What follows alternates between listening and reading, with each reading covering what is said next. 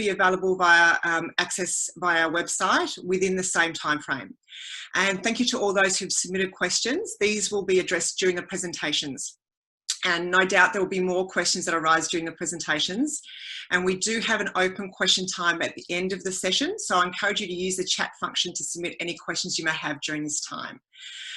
So I think there's been a few more that have popped in. So thanks for joining us and welcome. And without further ado, I'll hand over to Catherine to begin our discussions. Thanks. Hello, everybody. It's really great that you can join us this evening. Well, 2020 has definitely been the year that has just kept on giving. The minute we get a handle on it, something else changes. And I expect that there is nobody here tonight who is not experiencing some level of concern for their child. After all, you've chosen to spend Wednesday night on a webinar. And yet, when we on the panel met last week to prepare for this evening's discussion, how to effectively transition our children in these unprecedented times, Erin made the excellent point that these are not unprecedented times for our children. For the children, these times are just their times. The knowledge that this may usually be done differently is not something our children possess. For our children, whatever we do is their transition, and it is as valid as any other experience. With the support of their parents and their teachers, our confidence that they will be okay, they will be. What is important is that we do have that confidence. Now, I know there have been media reports this week expressing a lack of confidence in our children. That is one view. It's not a view that I happen to share, although perhaps if you are a parent who has a pre-existing concern about your child, then that is a factor that you may like to consider, that this has not been the year that we would have anticipated for our children. But it is certainly not a determining factor in our children's education. In fact, I prefer this little epistle, which circulated amongst our teachers' groups way back in April. Dear parents, don't stress about schoolwork. I will get your children back on track. I am a teacher, and that is my superpower. What I can't fix is the social and emotional trauma that prevents the brain from learning. So right now, from you parents, what I need you to do is to share your calm, share your strength, and share your laughter with your children. No kids are ahead. No kids are behind. Your children are exactly where they need to be. With love, all the teachers on planet Earth. As I thought about that, I realised that for all our worrying about how this year's transition will look, in reality, how well did the transitions of 2019 prepare the children of 2020 for their first year? Had we known then what we know now, our transitions may have been a lot more about muting and unmuting yourself rather than this is your classroom, here's the library. And yet we know that our children are doing well. As parents, of course, we always want our children prepared for whatever occurs, but there are limits on how much we can do. And realistically, a lot of the preparation comes from the child's inner being, their inner strength. We offer our knowledge and our experience, but how effective that is really depends on the individual child and how ready they are to engage with it. That's why I, as a kindergarten teacher, really want to emphasise the importance of play for your children today, particularly unstructured play opportunities. I'm sure you've all heard the expression, young children learn through play. It's actually the motto of our kindergarten, J.J. McMahon. Children don't play just because it's nice. Kindergartens don't offer play just because it's cute. Rather, play-based learning is central to your child's ability to think flexibly, to respond to life as it is, because meaningful child-directed play uses the whole brain, which in turn leads to creative, lateral thinking. And it is in this thinking that the deepest learning occurs. As adults, we can be dismissive of play, or at least we use it as a tool to deliver what we have decided we want children to know. Now, while it's obviously important that children are taught skills, It is also incredibly beneficial for children to be given uninterrupted time to explore the world, to engage with the world on their own terms. It's more important for us to provide the materials and the inspiration, to sit back and watch the child use them, or to follow their lead in learning, not just direct it down a path that we have already predetermined.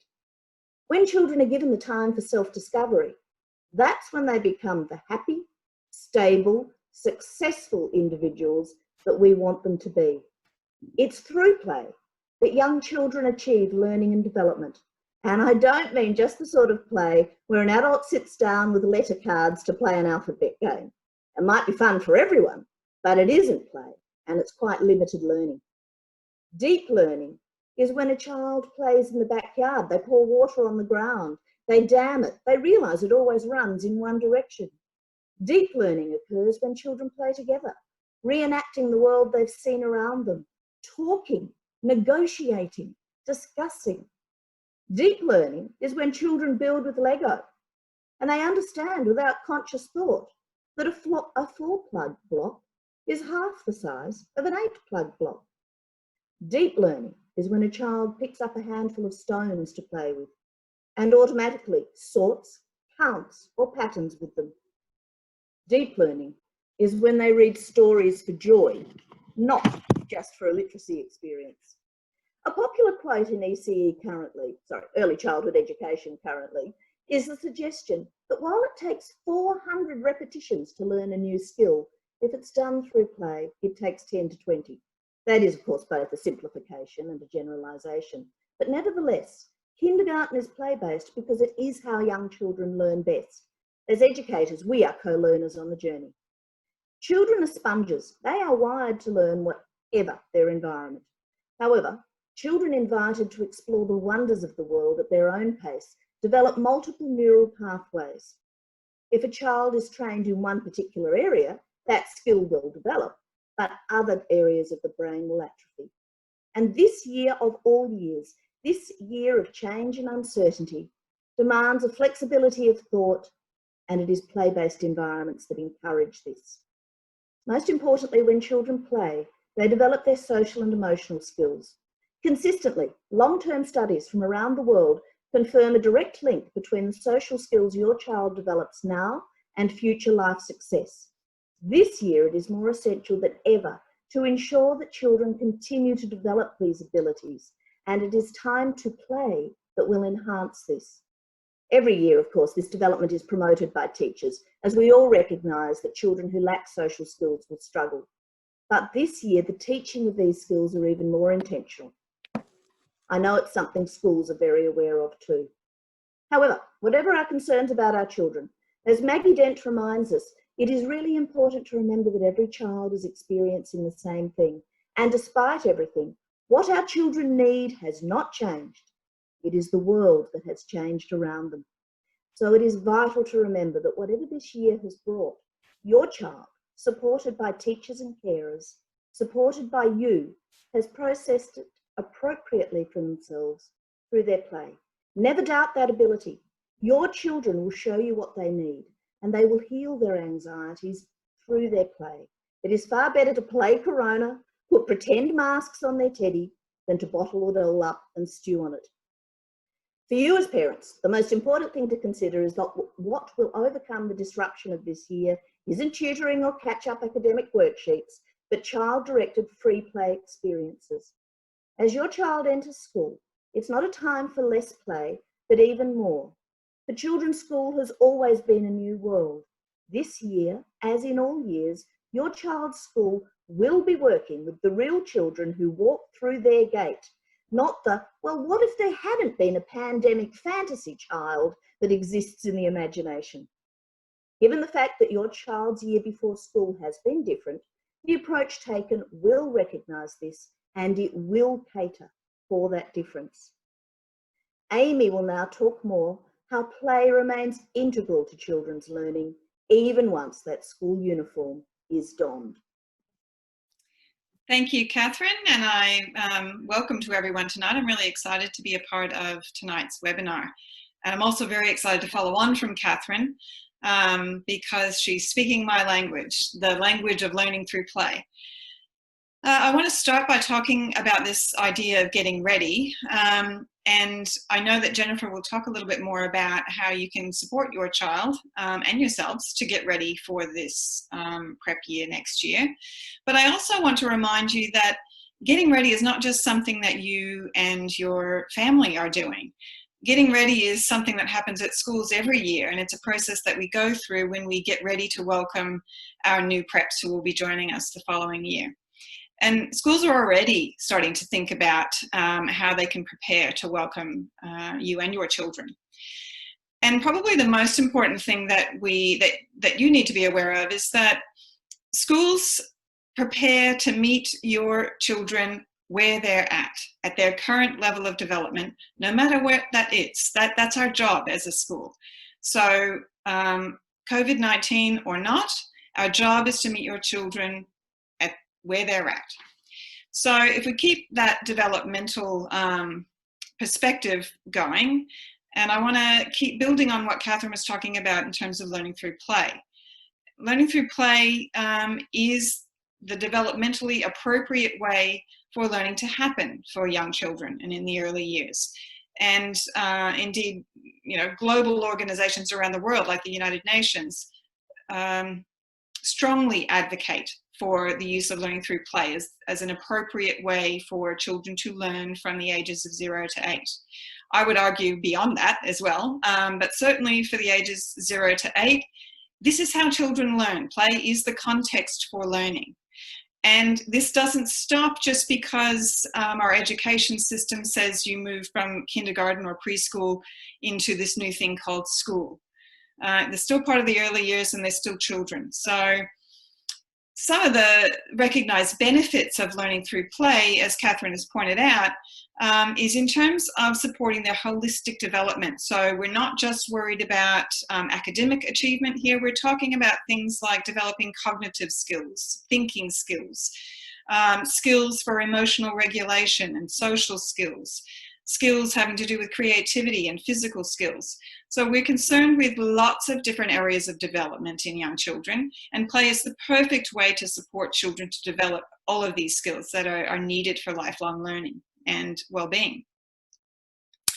And then when we think of learning through play, I know if you're like me, before I became interested in this area, I found I had quite a narrow view of what play was, and probably didn't give it much thought. It was just something that my children did, and I didn't pay much attention to it. But I think it's worthwhile thinking about what we mean by learning through play. And learning through play can be characterized as being something that is actively engaging for the children, something that is joyful or has positive emotions attached to it, something that is socially interactive often. Something where the children have a chance to, what we say, iterate with, so trial and error. They experiment, they try things out, they make adjustments, they see what will happen if I do this instead. And above all, it is a meaningful experience for the child. It has value and meaning to them personally. So this makes for a very powerful learning experience. Now, when we talk about learning through play at school, it's sometimes necessary to expand our notions of what it means to learn through play. And there was a recent study that was funded by the Lego Foundation where we looked at what might learning through play look like at school. Does it look different? Can we find some similarities? And this study identified a number of approaches to teaching and learning that are currently being used by schools that really align with learning through play, even if we don't officially call them play. So I'm talking about things like inquiry-based learning and problem-based learning and project-based learning, guided discovery learning. These are all approaches that will be familiar to primary school educators, and they align with learning through play in that they provide opportunities for deep learning and learning that is experienced by children as play. It's socially interactive. There are opportunities for hard fun, I like to call it. So, we're chasing that joyful feeling. Opportunities for meaningful learning, for children to make connections with their life outside of school, and what they're learning about at school. And so, these are the kind of approaches that schools will be considering and taking on and using to support your children to learn. And because they are experienced as play by the children, this won't be a foreign, experience for them. It's play. We can call it whatever we want. We can call it inquiry-based learning if we want to, but for them, it's play. So I think that's an important thing to keep in mind as your child transitions to school.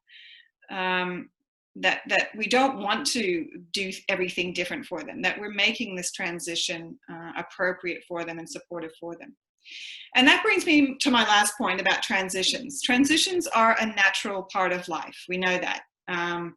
And this is one of many transitions that your child will go through throughout their life.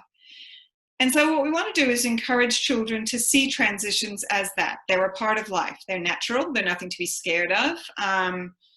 Yes, they can be challenging, but we can deal with them. And what we want is to try to support our children to become resilient, confident, enthusiastic lovers of learning.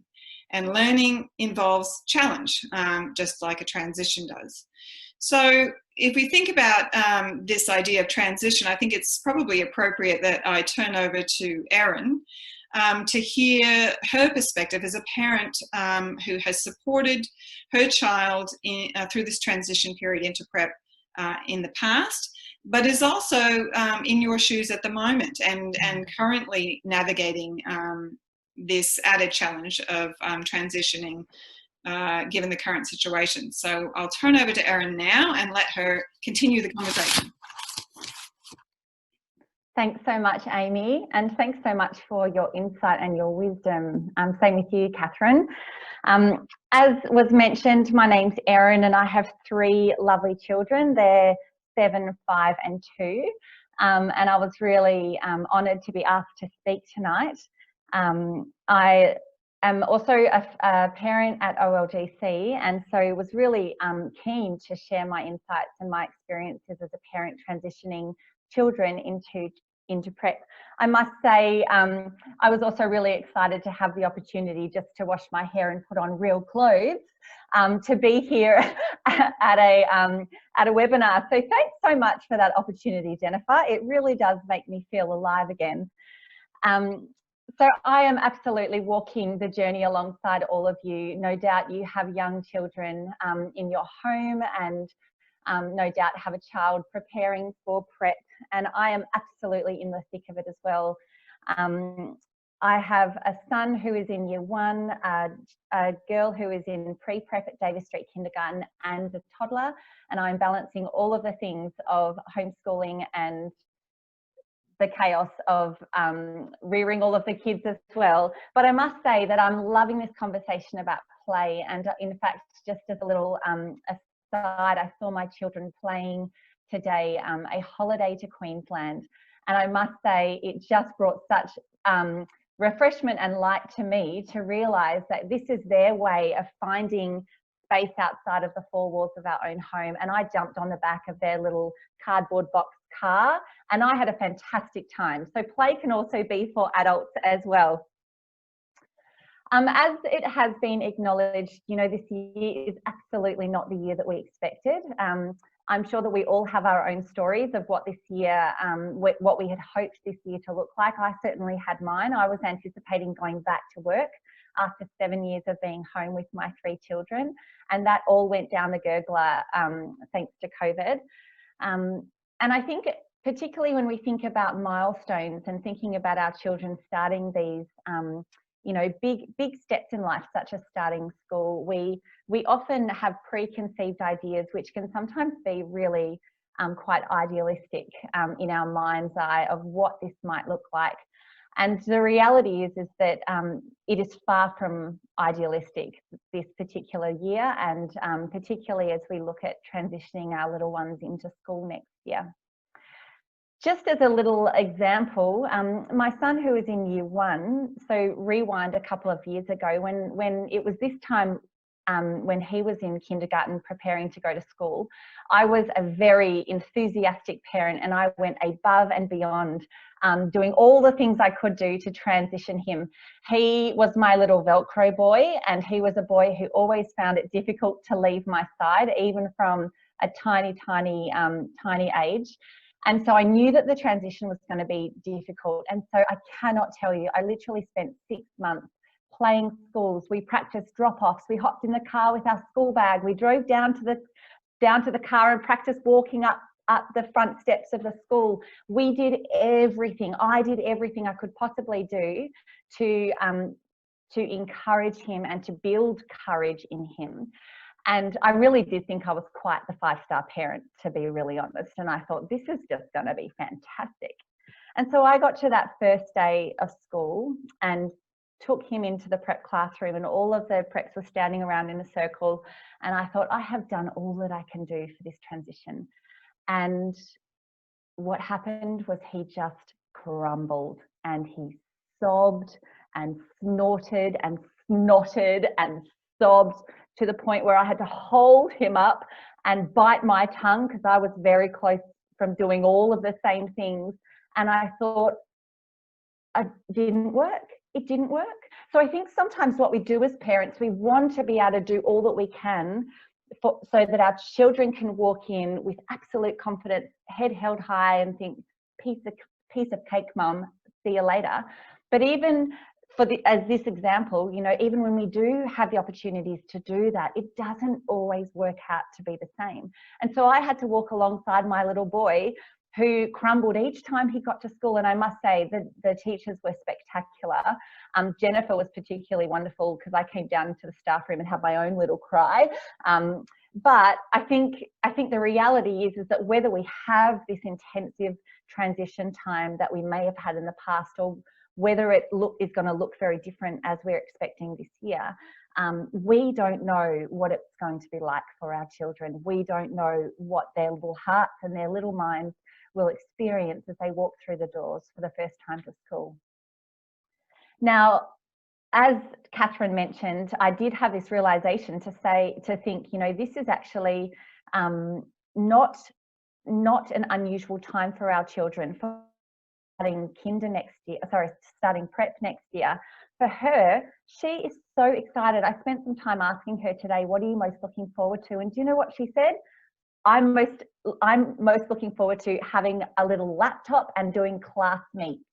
So for her, she has already adapted. She's already transitioned her mind to think, well, how we do school. We do school in class meets.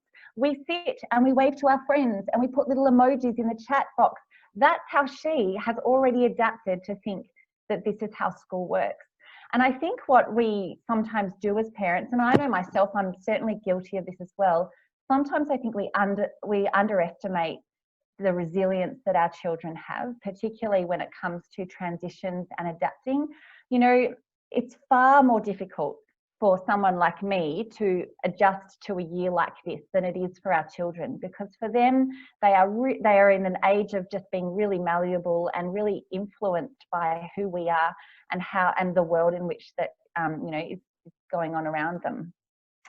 So I think, you know, when I was thinking about this idea of transitioning children into prep, particularly in this era of a global pandemic, I still came down to the heart of it is, what is it that we hope for as parents? What do we hope for our children? And have those hopes changed at all? So a few things that I thought about, well, my main hopes for my children as they start school is that, first of all, they have a really strong sense of belonging within the school community, that they know, I am this primary school, this is my school, I am a really important part of this. A second thing that I really hope for is that they will have strong relational connections. And this is within both the teacher-student relationship, but also friends. Don't we all hope for really beautiful, strong, secure friendships for our kids? I think for a lot of us, that's what we hope the most for. And then the third thing that I realised that I hope for my children is is a building of resilience, empathy, and kindness. Those are traits that I hope to see grow in my children's lives. And as I think over these things, the sense of belonging within the school is going to happen, whether we are in an era of COVID or not. That by donning on the uniform, by getting their backpacks on, by meeting their teachers, that sense of belonging is going to grow. The relational connections, we have to be creative with what that looks like, but that can still be at the core of what transitioning to school looks like. And then I get to this final point to say, what do I really hope for my kids? That they grow in resilience, that they grow in empathy, and they grow in kindness. And do you know what an incredible context for those things to occur now. Resilience doesn't come about without hardship. And this is something that I think upon all the time. Resilience is something that, we all have to grow in different ways. And there's a wonderful quote by Brené Brown. I'm not sure if you know who she is, but Brené Brown says, we cannot give to our children what we don't have. And so as we think about a transition for our children into school, I think we also need to think about our own resilience, and how can we model courage and empathy and kindness to our children, because they will very much grow in those things as they see us model that to them. And not only resilience, I'm a big believer in growing resilience, and I know that all schools are as well. But I think a really important partner to resilience is vulnerability. As parents, it's really important for us to be able to balance resilience and vulnerability. So as we do ride the waves of emotion, like I did with my son on the first day of school, I was able to allow him to have that moment of grief, to name the feeling, to let him own it, to make him feel safe within that space and within that emotion. But I was also able to say, but I believe in you, and you can do this, and we can do hard things. So that's balance of vulnerability, to not think about vulnerability as weakness. So as our kids no doubt have the big waves of emotions, or maybe the parents have big waves of emotions, to allow ourselves to feel these things and to acknowledge those things, but then to take a big deep breath and say, we can do hard things. And that's where resilience grows. So I think, as I look to this second transition of transitioning my little girl, I think I'm going to be doing much the same, but this time I think I'm going to loosen the grip of control just a little bit, because I know how much control I don't have anymore, and just to be able to walk that journey of resilience and vulnerability with them, and realize that actually these are the moments in life that grow them to have a heart of resilience, to grow in empathy, and to have kindness towards those around them. So to all you mamas and dads out there, go well, take the tissue box, let the tears come, but also take that big deep breath and say to yourself, we can all do hard things, and we're all going to be better for it. Thanks so much. I'm going to pass on to Jennifer now, and she's going to talk about all of this transition in a little bit more of the school context. So over to you, Jennifer. Thanks, Erin. Okay, I'll start again, and I'm so sorry. I didn't realise that people couldn't hear me. And just, Rowan, if you wouldn't mind just letting me know if it sort of starts to get scratchy again. Okay, so I started off by thanking Catherine and Amy and Erin for sharing their insights into their knowledge and their wisdom around early learning, children, and their passion and joy for what they were doing and what they are currently doing. Can you all hear me? I'm really nervous now that you can't hear me. Fantastic. It's my privilege and my pleasure now to actually share with you the school perspective on this really important topic. And as I said, it's been an extraordinary year, a really unprecedented year in education. And schools, we've had to be adaptive and flexible in our planning and our management, our change process, and due to the current situation. And I believe schools that have flourished are those that have connected communities, a strong culture, and adaptive leadership, and that have put students at the centre of every decision that they make. And that's one of the strengths of OLGC. We always come back to the students and what the students need. So firstly, I want to reassure you that as educators, we are already planning for 2021. This webinar came about because of our forward planning and our forward thinking of what we need to do to prepare for the changes that are occurring and that we're currently in our midst, really. I want to speak about next term and transition, and I'd love to give you a definite of what we've got planned. But of course, we're at the mercy of what those decisions will be and restrictions being lifted. And we've got a great program. And as I said, I've been in the school, this is my 9th year, and we've strengthened our program every year, but we may not be able to run that program, and that's disappointing. However, we are committed to changing, adapting, and finding a transition program that's going to work for all those children who are enrolled at OLGC.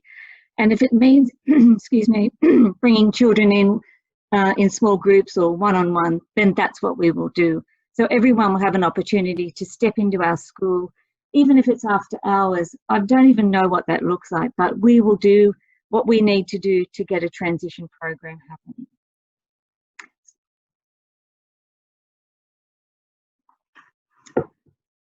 We know that the early years for all children is crucial to the development and establishment of engagement in learning. And that starts straight away from our transition program. Prep programs continue the great work of kinders, that the kinders introduce routine and structure, and prep builds on that. We build on skills such as developing emotional regulation, oral language, vocab development, and then of course we move into more formal learning around understanding letters and numbers and phonemic awareness, and of course go on to reading and writing and so forth. Schools also play a major role in socialising children, just like kindergartens do, in building and supporting their social and emotional wellbeing, which extends well beyond the formal curriculum. And of course, building relationships with teachers and peers. And you've heard that from both Catherine and Erin and Amy. But these skills start at home. They don't start in the formal setting. They start with family, they start with friends, and you're their first educators. So it can't magically just start when they step into the prep classroom. They've had 4 or 5 years of being with you and building these skills. And once they start school, they bring what they bring. They bring who they are. And then we work with that. We work with whoever they are. And we don't want to change that. We don't want you to say, oh, but I have to be this or they have to be that. We will work with your children wherever they are. And they come with a range of skills and talents and strengths. And we're ready for them. And there's no such thing as the fully developed child ready for school. And I think Catherine alluded to that. We're ready for them. And then we know, because of COVID, there's no catching up or tutoring or intervention. They'll bring what they bring to school and we'll meet them at that point of need. Erin spoke a little bit about, children, they might be anxious and leaving mum. We see that every year. As Erin said, it's not because of COVID, it's just how children are. And that's appropriate for children, that it's different. They might, it's a different setting and it's bigger. And of course they're going to be a little bit anxious or in wonder. And we say to you, talk to them in positive language, acknowledge those feelings and say, that's okay. Once you get to know things and once you become familiar and once you make friends, things you'll feel more comfortable. At OLGC, we have a buddy program where we connect our senior students with our prep students, and they play a major role in helping children to transition into school and feel comfortable on the playground and in the classroom. So it replaces that adult person being with them to have a child who's older than them to help them transition in. And they they just build their confidence. Of course, for our older buddies, it builds their confidence and leadership. But for the preps, they have someone to go to in the school. The good thing about schools is that we have the flexibility of how we implement the Australian curriculum. So we have autonomy about making adjustments. And for 2021, this is really important, and this works in our favour. So not just for prep, but every year we will need to make adjustments next year. We don't know what that looks like at the moment either, because there's children who are actually flourishing in remote learning. And then your children may be flourishing as well. So we can't say, oh, we have to totally change the program. It means we're making slight adjustments, so to meet the needs of whatever the children are. And some people talk about, oh, they're going to miss that year of kinder and all those wonderful experiences. And even our parents are saying, oh, they've missed some great experiences of prep or year 5 or 6 or 3 or whatever it is. But the experience is what the experience is in 2020. And they'll take that with them, and then we'll build on that next year. So be confident that OLGC or schools are already planning for adjustments. And every year, we don't know the cohort that are coming into prep. And so we're always thinking about making adjustments and what needs that they will have as they walk in the door. So if your child's able to read, great. If they can't, that's fine. If they know their numbers, that's terrific. If they can write their name, great. If they can't, it doesn't matter. We will meet them at their point of need, and that will be such exciting learning that they can come home and tell you, I can do this now, or I can do that, and I couldn't do that when I first started. Another thing that a question that came through on the registration was, what about boys and, you know, their active play, and how are we going to cater for them? And my comment to that is, it doesn't matter if either boy or girl. Everyone needs something slightly different. Sure, a lot of children are active and they need lots of breaks, but prep teachers, well, all primary teachers, or all teachers, I would say, understand that, and they will build that into their program. They're already doing that now. And so we really encourage lots of active play in the classroom, and some of that's structured, and then out on the playground it's quite free play or unstructured play, and they are able to be active and engage with each other in that capacity. And so once again, talk to them positively about what they'll be able to do at school and how they'll be able to engage in activities, and we will help ignite their interests at school as well, just like you are at home.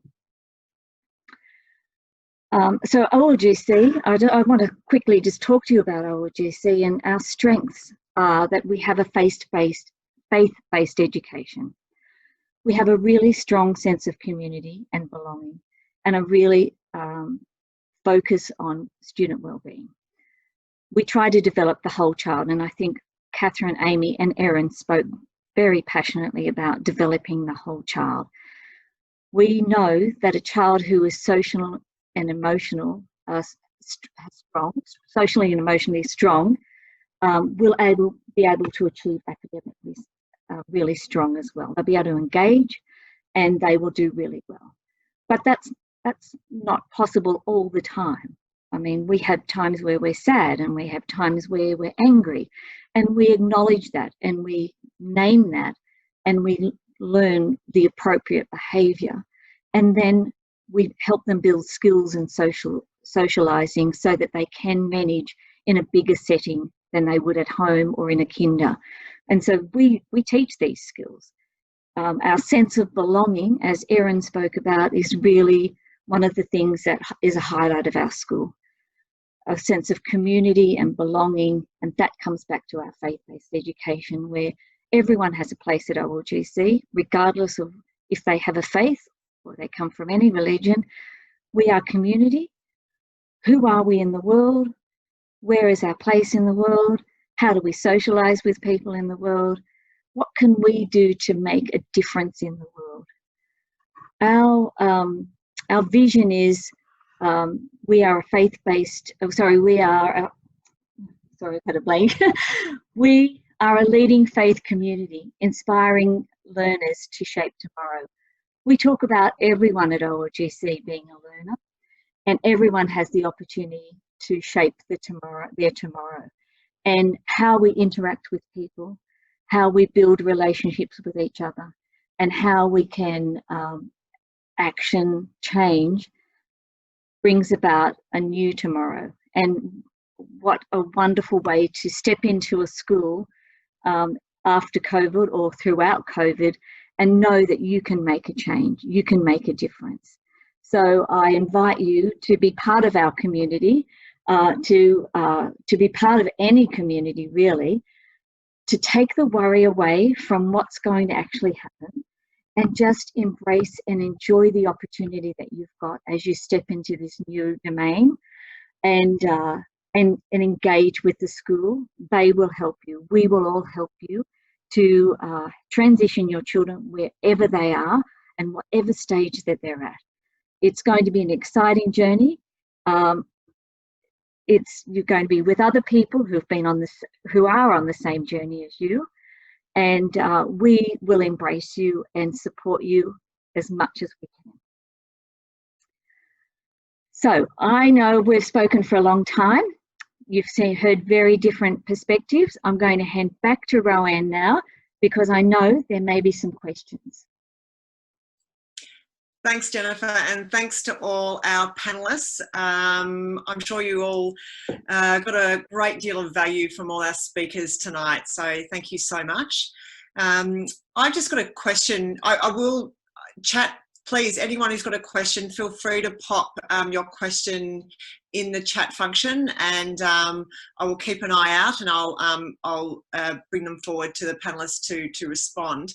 But just to kick it off, I've got a question for Catherine. Catherine, I know from speaking to friends or family friends that have kids in kindergarten at the moment, a lot are waiting until the end of the year to make the decision as to, do I repeat my child in kinder, or waiting to the end of the year to say, okay, then I'll decide where my child's at as to the right school for my child. What advice do you have for parents who are sort of sitting on the fence to, does my child repeat or do I enrol? Thank you, Roanne. Really, my advice would be much the same this year as any year. If the only reason you are wanting your child to have another year of kindergarten is because of a perceived deficit due to the pandemic situation, then that's not a reason to repeat your child at all. If you are thinking, my child has perhaps an additional need, perhaps they're seeing a speech therapist or an occupational therapist, or they have something else which has already caused you to consider that they might benefit from an additional year of maturity prior to commencing school, then this pandemic may in fact be the tipping point, because you know that those play experiences are something that were perhaps more necessary for your child than for his peer group. But realistically, if you were thinking of your child having another year of kindergarten, the decision really needs to be made now rather than waiting until the end of the year in any case. Although we suggest to parents who are already thinking about it that you can keep your options open, this is not a year when you want to add any more disruption and doubt to your child's life. So your child needs a bit of certainty at the moment. We all know how poorly we are coping with the constant, will we do this? Will this be eased? Will this change? So for your child, they need to have the roadmap already planned for them. Obviously, things can change dramatically in a term or over the Christmas holidays, so you can always alter it. But I would never see the COVID-19 situation as a reason for repeating. I would talk to your child's teacher. I would talk to your school and say, just as Jennifer has shared with us tonight, what are you planning on doing for my child that may cater for any differences? And in fact, a child who you are concerned about their readiness, it may be a positive advantage that there has been this disruption to this year because schools are not going to be expecting that every child is going to be coming in at some artificial school-ready base. They are very much going to be working with the children as they are. So don't necessarily see it as a negative, but a really good way to start some fruitful discussions with everyone. Yeah, thanks, Catherine. I think I know it's a big step going from kinder to prep, but I think you know, I've got a child going from grade 4 to grade 5, and it's a transition the same, and it's like it's a year in their life. Everyone's in the same situation. Every child's gone through the same experience, and they'll bring that experience into the next year. So it's the kinder to prep transition is much the same. Lara made a comment. Jennifer, you might want to comment on the PMP program that runs in addition to the sports program for children, which is, and I know my children have been part of that program and they loved it. Would you like to comment on that? Yeah. Thanks, Roanne. Yes, in prep we run a perceptual motor program, so PMP we call it, and it it's a program that looks at children's fine motor skills and gross motor skills, and it's highly supported by adults, parents involved. Hopefully we can have parents on site next year. If not, we will have staff. They look at balancing, left-right brain, fine motor skills, and it really runs as parallel to the physical education program, and very specific to the needs of young children developing their body capacity in school. So it's a wonderful program, highly valuable, and parents will learn a lot if they become involved in that program. Thanks, Jennifer. And I think it's great that we have that massive atrium, especially with a program where they can do that. Having been involved in that PMP program as a parent helper, it was really fantastic. That's right. Yeah. Any other questions that anyone would like to pop in chat? Any other comments any of our panellists would like to make based on any of the speakers tonight?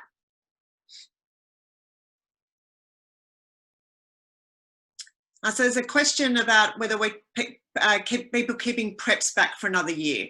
What's the thought on that, Jennifer? Thanks, Roanne. Look, my message to all staff currently, and it would be to parents as well, everyone's moving up. Everyone has been in the same situation this year, and there'd be no reason to repeat a child in it. And I think research and personal experience tells me repeating is a very negative experience, because it speaks of failure to the child. I'm not good enough to move up with my peers. I'm not good enough to go with my friends, and that just stays with them for a very long time. In fact, through my own children and some of their friends, they still talk about it as adults, that I had to stay back in prep or year 1 or whatever it was, while all my friends moved up. And, when it gets to year 12 and, all those milestones along the way, all their friends that they started school with are celebrating those, and they've still got another year to go. So it stays with children. And once again, our philosophy at OLGC, and I know a lot of schools, is it's not about, what a child, or it's not about what they don't know. This is who they are. This is what they know now, and we will work with that child, whatever grade they're in. In any class, we've got children with a 5-year difference in their development. So for example, in year 3, we've got children who are working at a year 5 level, and we could have children working at a year 1 or year 2 level. Now, the curriculum is a curriculum that sits in year levels, of course, but children don't sit like that. They just don't learn like that.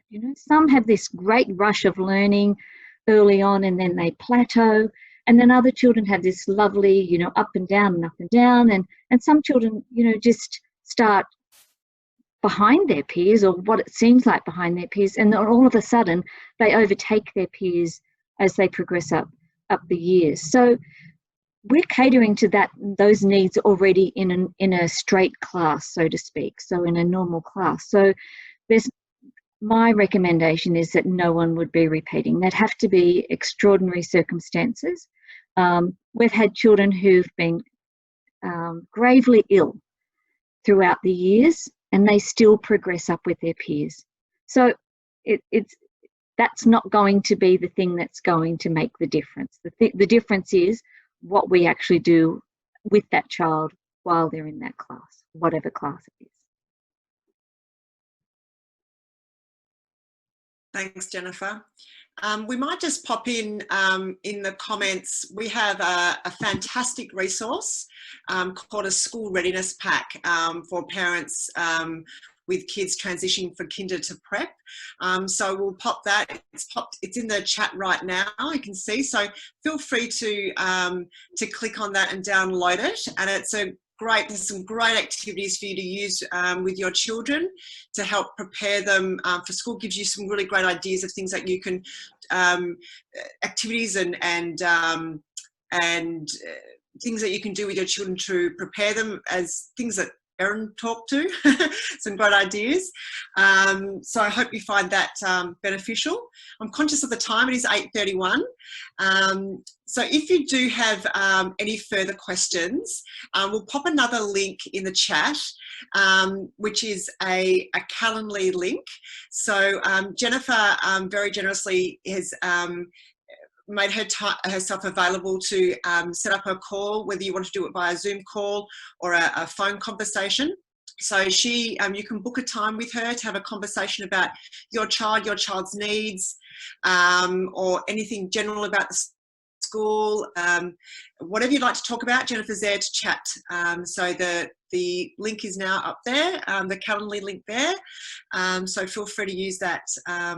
It's there for you as a resource. So thank you so much to our speakers this evening. Thank you to everyone that joined us. And like I said, this will be available as a recording to you by the end of the week. Enjoy the rest of your evening. And thanks again to our panelists. Thanks so much. Thanks, everyone.